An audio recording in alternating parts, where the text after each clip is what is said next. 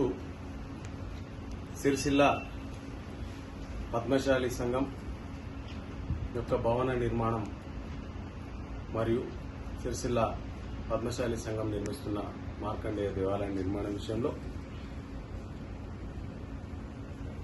హైదరాబాద్లోని చేనేత భవన్లో ఈరోజు ప్రత్యేక సమావేశం ఏర్పాటు చేయడం జరిగింది.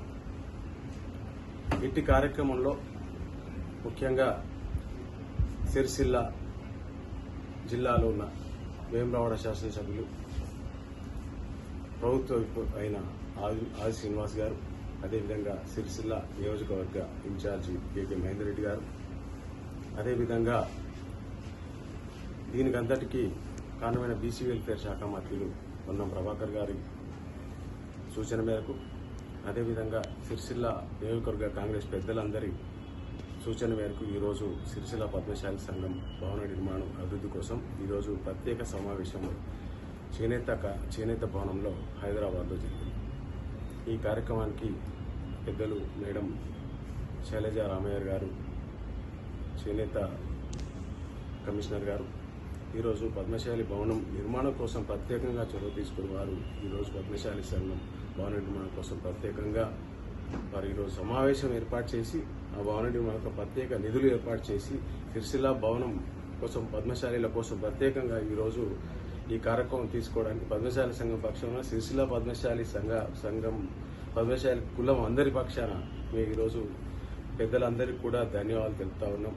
కాంగ్రెస్ పార్టీ ప్రభుత్వానికి ప్రత్యేకంగా సిరిసిల్ల పద్మశాలి సమాజం పక్షాన ఈరోజు ధన్యవాదాలు తెలుపుతా ఉన్నాం. జై మార్కండేయ, జై పద్మశాలి.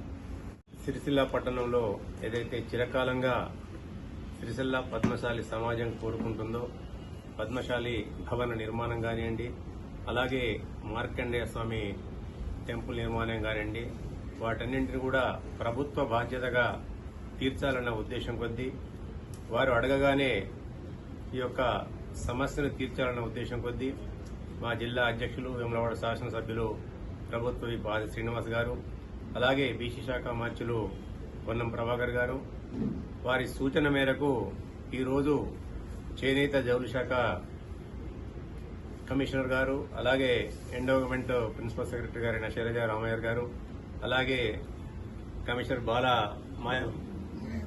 బాలమాయ అయ్యర్ గారు, వీరితో పాటు సిరిసిల్ల పద్మశాలి సమాజం అంతా కూడా ముఖ్యులందరూ కూడా వచ్చి ఈరోజు చేనేత భవనంలో ప్రత్యేక సమావేశంలో వీటి గురించి చర్చించి సానుకూలంగా ఒక అవగాహనకు వచ్చి ఆ భవన నిర్మాణం కానివ్వండి, అలాగే మార్కండేయ టెంపుల్ యొక్క నిర్మాణం గురించి విధి విధానాలన్నింటి కూడా కూలంకషంగా చర్చించుకొని ఈరోజు ఒక రూపకల్పన చేయడం జరిగింది.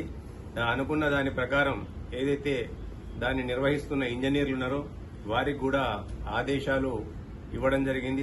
ఆ సూచనలతో వీరందరూ కూడా ఏకీభవించడం కూడా జరిగింది.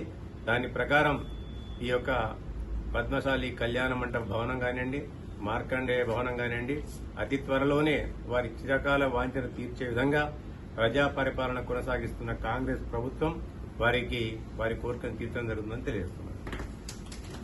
ఈరోజు సిరిసిల్ల పరిశ్రమ అతిపెద్ద జౌళి పరిశ్రమ మన రాష్ట్రంలో, కానీ సిరిసిల్లాలో జౌళి పరిశ్రమలో ఉన్నటువంటి పద్మశాలీలందరికీ కూడా ఒక పద్మశాలి భవనం కావాలి అనే ఒక కోరిక మేరకు ప్రభుత్వము, ముఖ్యంగా బీసీ వెల్ఫేర్ డిపార్ట్మెంటు, అదేవిధంగా గవర్నమెంట్ విప్ మరియు గౌరవ వేములవాడ శాసనసభ్యులు వారు, అదేవిధంగా ఈ పరిశ్రమలో ఉన్నటువంటి పెద్దలందరూ కూడా ఈ చేనేత భవన్కి వచ్చి ఈరోజు ఆ పద్మశాలి భవనాన్ని ఏ రకంగా ముందుకు తీసుకొని వెళ్ళాలి అని చర్చించాము.